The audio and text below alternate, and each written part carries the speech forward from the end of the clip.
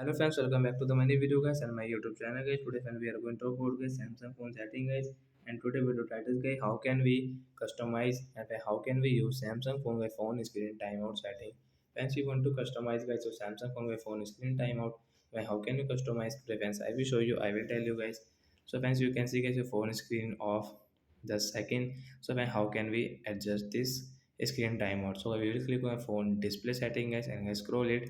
As you can see guys your phone screen timeout, so you can customize from here guys. You can see there are 1 2 3 4 5 6 size guys. We have screen timeout 1 minute, 2 minute, 5 minute, 10 minutes. So if you click on 1 minute, so after 1 minute guys screen will off. You want in 2 minute, you want in 5 minute, after 5 minutes your screen will off automatic. So like that guys you can customize guys. You can check after 5 minutes guys screen will off automatic. So that's it guys, thanks for watching the video guys. I hope fans you understood how to customize Samsung phone by phone screen timeout setting guys. So bye bye guys, thanks for watching.